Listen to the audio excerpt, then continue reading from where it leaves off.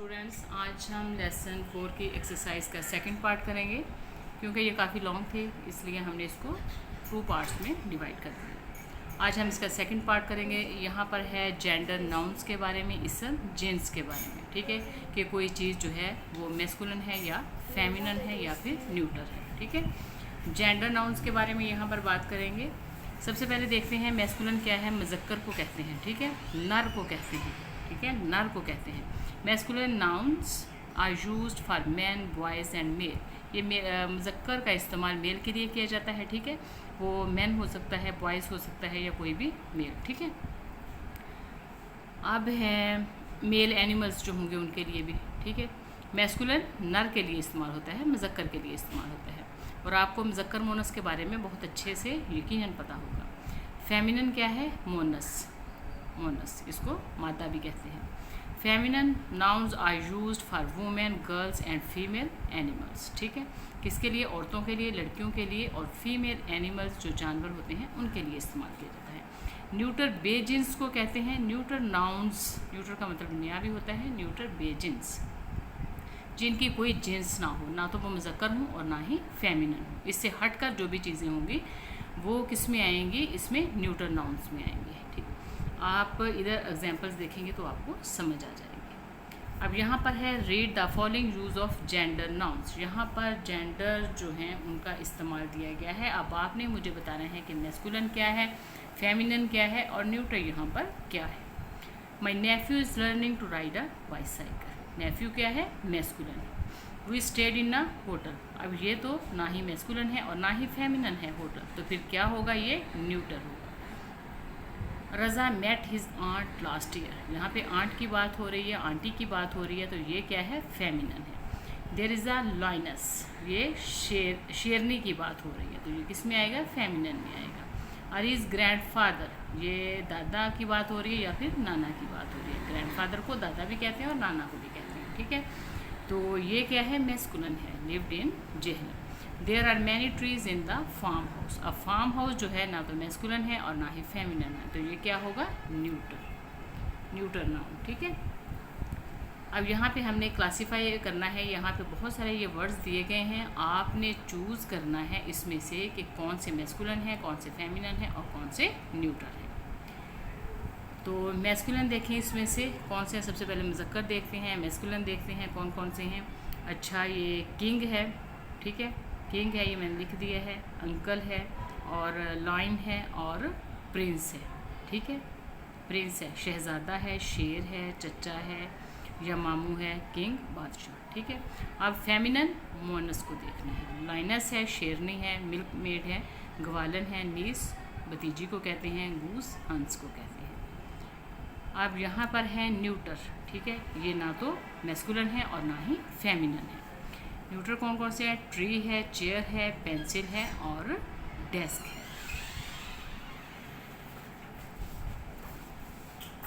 अब है sentence structure के बारे में। मैं आपको पहले बता चुकी हूँ कि सेंटेंस का जो स्ट्रक्चर है वो क्या होता है।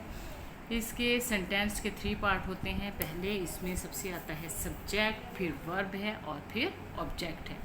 सब्जेक्ट कहते हैं फाइल को, सब्जेक्ट किसको कहते हैं? फाइल को कहते हैं, यानी कि काम करने वाला, जो भी नाउन प्रोनाउन काम करने वाला हो उसे क्या कहते हैं? सब्जेक्ट। और वर्ब होता है हमारा एक्शन, जो भी काम हम करते हैं, एक्शन हमारा होता है। और ऑब्जेक्ट क्या होता है? जिस पर काम कोई वकूअ पजीर हो, जिस पर काम किया जाए, जिस चीज़ पर, वो क्या है? ऑब्जेक्ट है। यहाँ पर अब हमने सीखना है कि डायरेक्ट ऑब्जेक्ट क्या है और इनडायरेक्ट ऑब्जेक्ट क्या है। ये मैं आपको कोशिश करती हूँ आसान तरीके से समझाने की कि आपको समझ आ जाए। सबसे पहले सब्जेक्ट है, वर्ब है और फिर डायरेक्ट ऑब्जेक्ट है। अब ये देखें, Toqeer planted a tree. Toqeer ने एक दरख्त लगाया। तोकीर क्या है? सब्जेक्ट। काम करने वाला कौन है? तोकीर है। और काम उसने क्या किया? प्लांटेड, दरख्त लगाया। ठीक है, और किस पर काम किया? दरख्त पर। ठीक है, दरख्त पर काम किया उसने। कौन सा काम किया? दरख्त लगाने का काम किया, फिर उसको प्लांट कर दिया, प्लांटेड। तो अब अ ट्री क्या है? Direct object.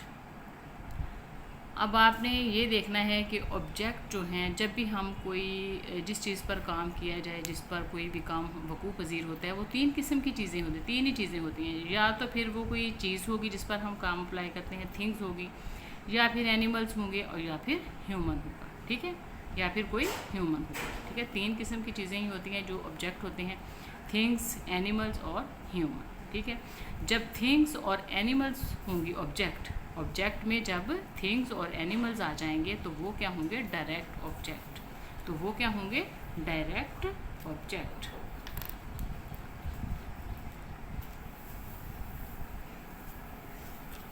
अच्छा जी, ऑब्जेक्ट जो हैं वो तीन किस्म के होते हैं, या तो कोई चीज़ होगी, या फिर कोई जानवर होगा, या फिर इंसान होंगे, ठीक है। और अगर चीज़ और कोई भी चीज़ हो या फिर किसी जानवर की बात हो तो उस वो क्या होंगे? हमारे डायरेक्ट ऑब्जेक्ट होंगे। और एक दूसरी बात आप ये सीखें, जब आपको व्हाट का आंसर मिले, ठीक है, जहाँ पर आपको व्हाट का आंसर मिले कि क्या काम किया किसी ने, ठीक है, क्या काम किया गया, ठीक है, व्हाट का आंसर मिले तो वो क्या होगा? Direct object. और अगर कोई ह्यूमन हो, इंसान हो, कोई भी इंसान हो, ह्यूमन हो, तो वो क्या होगा? Indirect object. वो क्या होगा? Indirect object. और उसमें हमें किस सवाल का जवाब मिले? हु, हुज, हुम, के कौन है, ठीक है, कौन का आंसर मिले, कौन है, या किसके लिए काम किया गया, ठीक है, किसके लिए काम किया गया, ठीक है। जब आपको ये कौन का, किसके लिए और कैसे का आंसर मिले तो वो क्या होगा? Indirect object. और इसमें इंसान आएंगे, ठीक है।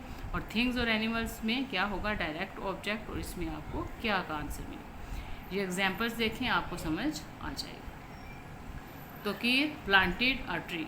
तोकीर ने एक दरख्त लगाया, ठीक है। मैंने क्या कहा था यहाँ पे? जब आपको क्या का आंसर मिला, अब आपने ये करना है कि तोकीर ने क्या लगाया। तोकीर ने क्या लगाया? एक दरख्त लगाया। आपको किस चीज़ का आंसर मिला? क्या का। कि तोकीर ने क्या काम किया? तोकीर ने एक दरख्त लगाने का काम किया, ठीक है। अब हमें यहाँ पर क्या का आंसर भी मिल गया, जो मैंने आपसे बात की थी, जब आपको क्या का आंसर मिले तो वो डायरेक्ट ऑब्जेक्ट होगा। हमें क्या का आंसर भी मिल गया कि तोकीर ने क्या काम किया? एक दरख्त लगाने का काम किया। अब ट्री क्या है? ये ट्री क्या है, ठीक है, एनिमल्स कोई जानवर नहीं है, ये थिंग्स है, ठीक है। ट्री क्या है? एक चीज़ है, ठीक है, एक चीज़ है। तो ये क्या है? Direct object. जब थिंग्स और एनिमल्स होंगे तो वो डायरेक्ट ऑब्जेक्ट होगा। और कुछ सेंटेंस ऐसे होते हैं जिसमें दो ऑब्जेक्ट भी होते हैं, ठीक है, एक डायरेक्ट ऑब्जेक्ट और एक इनडायरेक्ट ऑब्जेक्ट। उसको भी आपने ऐसे ही तलाश करना है जो तरीका मैंने आपको बताया। अब ये सेंटेंस देखें, grand mother told the children a story. ये स्पेलिंग गलत लिखी है उन्होंने और इनसे मिस हो गया है। Grand mother told the children a story. Grand mother ने बच्चों को एक कहानी सुनाई, ठीक है। अब इसमें दो ऑब्जेक्ट हैं। ग्रैंड मदर क्या है? हमारा सब्जेक्ट है। टोल्ड सुनाना या बताना, ये क्या है? हमारा वर्ब है। अब द चिल्ड्रन ये एक ऑब्जेक्ट है और एक क्या है? स्टोरी। अ स्टोरी ये एक ऑब्जेक्ट है। ये दो ऑब्जेक्ट हैं यहाँ पर। अब हमने तलाश करना है कि डायरेक्ट ऑब्जेक्ट कौन सा है और इनडायरेक्ट ऑब्जेक्ट कौन सा है। सबसे पहले जो मैंने मेथड आपको बताया था थिंग्स और एनिमल्स का, देखें थिंग्स और एनिमल्स का, देखें ये देखिए, ये थिंग है, ठीक है, थिंग है, अ स्टोरी, तो ये क्या होगा? Direct object. और ये ह्यूमन है, द चिल्ड्रन, तो ये क्या है? Indirect object. अब जो दूसरा मैंने आपको तरीका बताया था कि क्या का आंसर मिले, ठीक है, क्या का आंसर मिले, तो ग्रैंड मदर ने क्या सुनाया, ठीक है, ग्रैंड मदर ने क्या सुनाया बच्चों को, क्या का आंसर मिला ना, क्या सुनाया? स्टोरी सुनाई। क्या सुनाया?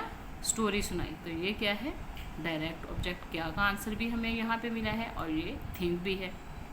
क्या सुनाया? स्टोरी सुनाई। क्या सुनाया? स्टोरी सुनाई। ये हमें क्या का आंसर भी मिल गया। और ये थिंग्स है, थिंग है, ठीक है, कोई चीज़ है, तो इसलिए ये क्या है? डायरेक्ट ऑब्जेक्ट है।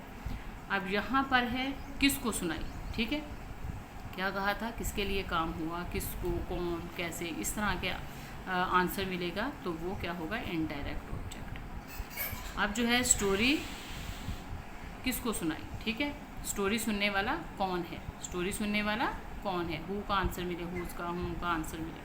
कि स्टोरी सुनने वाला कौन है, या स्टोरी किसको सुनाई, द चिल्ड्रन, बच्चों को। ठीक है, स्टोरी सुनने वाले कौन थे, बच्चे थे, द चिल्ड्रन, बच्चे थे। तो ये क्या है, इनडायरेक्ट ऑब्जेक्ट, और ये ह्यूमन भी है। ये दो मैंने आपको ट्रिक्स बताई हैं। ठीक है, अगर थिंग्स और एनिमल्स होंगे तो वो डायरेक्ट ऑब्जेक्ट होगा, अगर ह्यूमन होंगे तो वो इनडायरेक्ट ऑब्जेक्ट होगा। और आपको जहाँ पर क्या का आंसर मिलेगा, ठीक है, कि कौन सा काम किया, क्या काम किया, तो वो क्या होगा, डायरेक्ट ऑब्जेक्ट। और किस पर काम किया गया, ठीक है, किसके लिए किया गया, तो वो क्या होगा, इनडायरेक्ट ऑब्जेक्ट। यहाँ पर बहुत सारे सेंटेंस दिए गए हैं, आपको मज़ीद समझ आ जाएगी। यहाँ पर उनकी डेफिनेशंस भी लिखी हुई हैं, वो मैंने आपको पहले ही बता दी है कि सब्जेक्ट क्या है, वर्ब क्या है, ऑब्जेक्ट क्या है, और डायरेक्ट ऑब्जेक्ट क्या है, और इनडायरेक्ट ऑब्जेक्ट क्या है। फिर एक दफ़ा से हम पढ़ लेते हैं। A simple sentence has a subject. Simple sentence में क्या, एक subject, a verb and an object. एक जो सिंपल सेंटेंस होता है, एक सादा सा फिक्रा होता है, उसमें एक सब्जेक्ट होता है, एक वर्ब और एक ऑब्जेक्ट, फाइल, फेल और मफूल। Sentences can sometimes have two objects. Sentences में बाज़ दो ऑब्जेक्ट भी होते हैं। ठीक है, direct object and indirect object. Subject क्या होता है, somebody or something that performs an action, जो नाउन और प्रोनाउन जो है परफॉर्म करते हैं कोई भी एक्शन। वर्ब क्या है, हमारे एक्शन को शो करता है, हमारे काम को शो करता है। इनडायरेक्ट ऑब्जेक्ट आर नाउन और pronoun for home the action is done. ठीक है, जो भी जिसके लिए, फॉर होम किसके लिए, जिसके लिए काम किया जाता है। अब है डायरेक्ट ऑब्जेक्ट, हुएवर जो भी, और वटएवर का भी मतलब जो भी है, हुएवर और whatever receives an action directly, जो रिसीव करता है काम को डायरेक्टली, बिलवास्ता, बराह रास्त, डायरेक्टली बराह रास्त। ठीक है, बराह रास्त।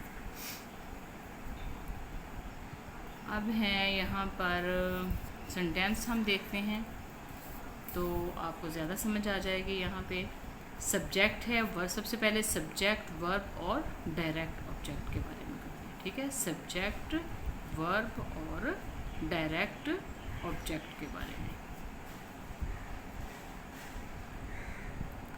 डायरेक्ट ऑब्जेक्ट में हमें किसका आंसर तलाश करना है, क्या का। ठीक है, किसका आंसर तलाश करना है हमें, व्हाट का आंसर। ठीक है, क्या का। और इसमें क्या होगा, और इसमें क्या आएगा, थिंग्स और एनिमल्स, थिंग्स और एनिमल्स। जैसे Zia built a house, Zia ने एक घर तमीर किया। ठीक है, ज़िया बिल्ट अ हाउस, तो हाउस क्या है, ये कोई ह्यूमन नहीं है, थिंग्स है, तो ये एक ट्रिक हमारे काम आ गया। तो ये क्या है, डायरेक्ट ऑब्जेक्ट। अब ज़िया ने क्या तमीर किया, आ हाउस, एक घर, क्या का आंसर भी मिल गया, और ये कोई चीज़ है। ठीक है, हाउस, तो ये क्या है, direct object. My father made a sandwich, my father, मेरे अब्बाजान ने मेड अ सैंडविच, एक सैंडविच बनाया। अब ये देखें माई फादर, ठीक है, कि मेरे अब्बाजान ने क्या बनाया, क्या का आंसर मिला, सैंडविच बनाया, और सैंडविच क्या है, थिंग है, तो ये क्या होगा, direct object. Raza drew a picture, Raza ने एक तस्वीर बनाई, ड्रा की। ठीक है, तो अब रज़ा ने क्या ड्रा किया, एक पिक्चर, क्या का आंसर भी मिल गया, और पिक्चर क्या है, थिंग है, तो ये क्या होगा, डायरेक्ट ऑब्जेक्ट। अब है sentence structure with an indirect object. अब इनडायरेक्ट ऑब्जेक्ट देखते हैं। इनडायरेक्ट ऑब्जेक्ट में हमें कौन, किसके लिए और किसके लिए काम किया गया, ठीक है, और कौन है भाई जिसके लिए किया गया। ठीक है, subject plus verb, indirect object plus direct object. My father gave me an old watch, मेरे अब्बा जान ने, गेव मी मुझे दी, एन ओल्ड वॉच, एक पुरानी घड़ी। अब ये देखें, अब्बा जान ने क्या दिया, क्या का आंसर कहा हमें, क्या दिया, ओल्ड वॉच, एक पुरानी घड़ी, तो ये क्या होगा, डायरेक्ट ऑब्जेक्ट। ठीक है, क्या दिया, एक पुरानी घड़ी, ओल्ड वॉच, ये क्या होगा, डायरेक्ट ऑब्जेक्ट, और इसमें हमें क्योंकि क्या का आंसर मिला, और ये क्या है, कोई चीज़ है। ठीक है। अब गेव मी, ये माय फादर क्या है सब्जेक्ट, गेव क्या है वर्ब और मी क्या है ऑब्जेक्ट। तो जो कौन सा ऑब्जेक्ट है, मी, मुझे दी, ठीक है। किसको दी, किसका, हमें किसको दी, किसका आंसर मिला हमें, ठीक है।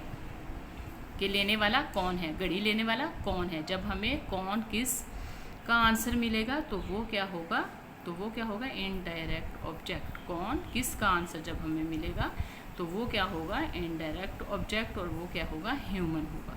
अब गेव मी, मुझे दी, ठीक है। तो मैं क्या हूँ, एक इंसान हूँ। तो मी क्या है, indirect object.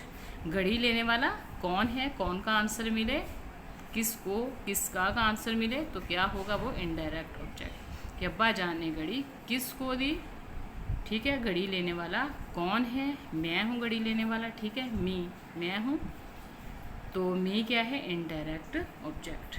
Mother told the children an old story, माँ ने एक पुरानी कहानी बच्चों को सुनाई, ठीक है।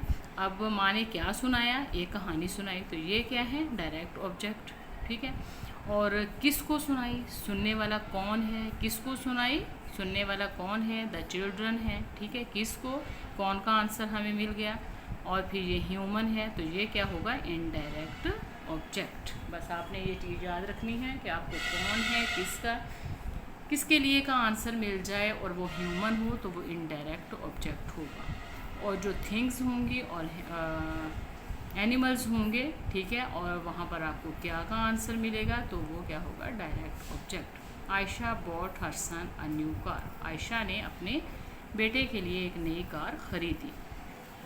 अब आयशा ने क्या खरीदा, क्या का आंसर कहाँ है, न्यू कार, नई कार, तो ये क्या है, डायरेक्ट ऑब्जेक्ट, ठीक है। और अब किसके लिए खरीदी, ठीक है, गाड़ी लेने वाला कौन है, किसके लिए खरीदी, हर सन, उसका बेटा, तो हर सन क्या है, इनडायरेक्ट ऑब्जेक्ट।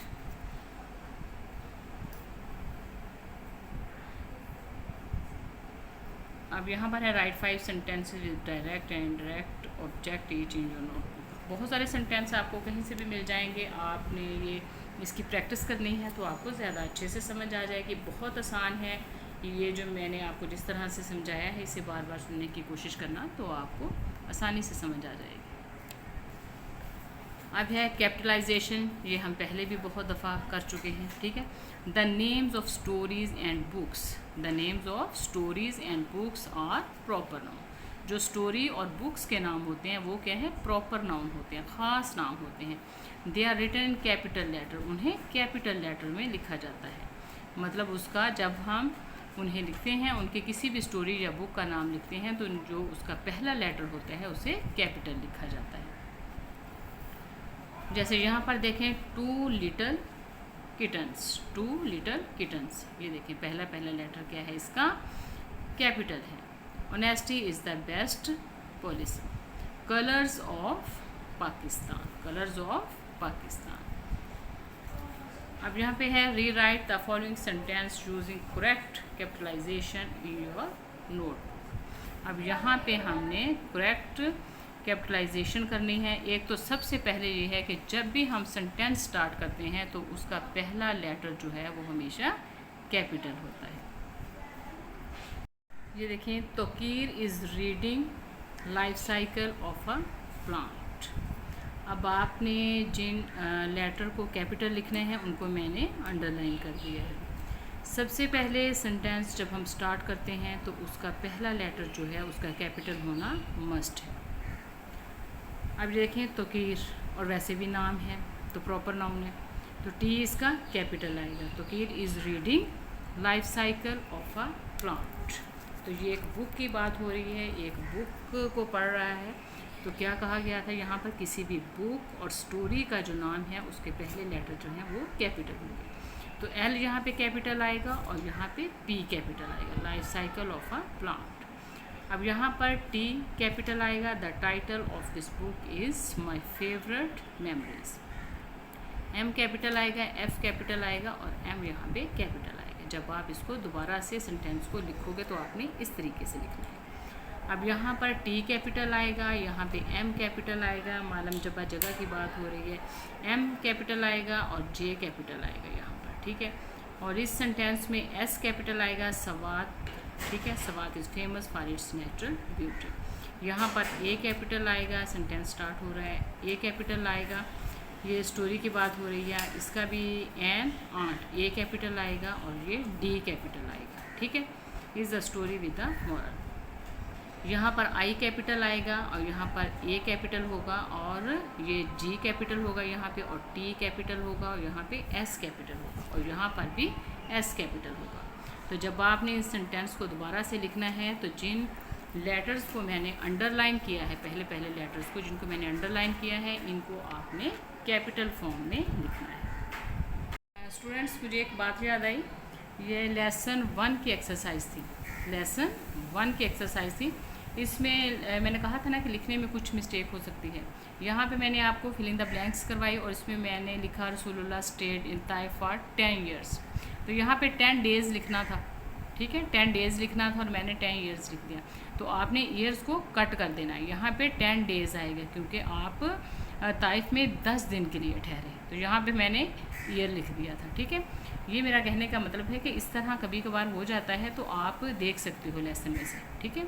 ये यहाँ पे 10 डेज़ आएगा। अब यहाँ पर है स्पीच बबल्स के बारे में कि स्पीच बबल्स क्या होते हैं। स्पीच बबल्स टेल अस, हमें बताते हैं अबाउट थॉट्स और वर्ड्स ऑफ करेक्टर्स, किसी भी करेक्टर के अल्फाज और उसके ख्यालात और अफकार के बारे में हमें स्पीच बबल्स बताते हैं। यहाँ पर है read the given dialogue in the speech bubbles. ये देखिए स्पीच बबल्स बने हुए हैं। यहाँ पर जो डायलॉग है इसको हमने पढ़ना है।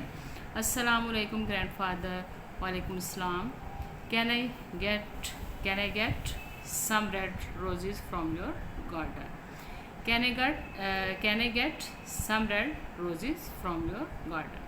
वो अपने दादा जान से कहता है कि क्या मैं आपके बाग से कुछ सुरख फूल जो है वो ले सकता हूँ। येस यू कैन, दादा जान कहते हैं हाँ आप ले सकते हो। थैंक यू ग्रैंडफादर, आपका बहुत शुक्रिया दादा जान। वेलकम, खुशामदीद डियर प्यारे। यहाँ पे हमने स्पीच बबल्स को खुद फिल करना है। What have you planned for this holidays, ये दो फ्रेंड्स आपस में बात कर रहे हैं। What have you planned for this holidays, आपका इस छुट्टियों में आपकी क्या मनसूबाबंदी है, यानी कि आप इस छुट्टियों के लिए आपका क्या प्लान है, क्या मनसूबा है। I am going to plant trees, मैं पौधे लगाने वाला हूँ, ठीक है। उसकी क्या प्लान है, वो कहता है कि मैं पौधे लगाने वाला हूँ इन छुट्टियों में।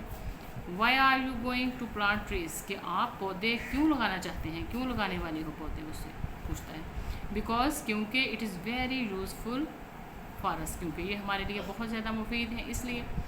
यू आर राइट, आप बिल्कुल ठीक कहते हो। आई विल ट्राई इट, मैं भी ये कोशिश करूँगा, वो कहते हैं मैं भी ये ज़रूर कोशिश करूँगा पौधे लगाने की। दैट्स गुड, ये अच्छा है, ये बड़ी अच्छी बात है। यहाँ पर है नीचे आप right A short paragraph about the benefits of trees in your notebook. अब आपने अपनी नोटबुक पे बेनिफिट्स ऑफ ट्रीज़ के बारे में लिखना है। जब आप ये लेसन और एक्सरसाइज कर लोगे तो आप बड़ी आसानी से दरख्तों के बेनिफिट्स के बारे में खुद से लिख सकते हो। तो आज की जो हमारी एक्सरसाइज का जो सेकंड पार्ट है वो यहीं पे कंप्लीट होता है। तो अगर आपको मेरी ये वीडियो अच्छी लगे तो इसे लाइक करें, सब्सक्राइब करें और अपने फ्रेंड्स के साथ शेयर ज़रूर करें। और अगर कोई गलती हो जाए, बाज़ औक़ात बोलने में, लिखने में कुछ मिस्टेक हो जाती है, हालांकि ऐसा कोई मतलब होता नहीं है, ठीक है, तो आप खुद से उसको मैनेज कर लेना प्लीज़। ओके, अल्लाह हाफिज़।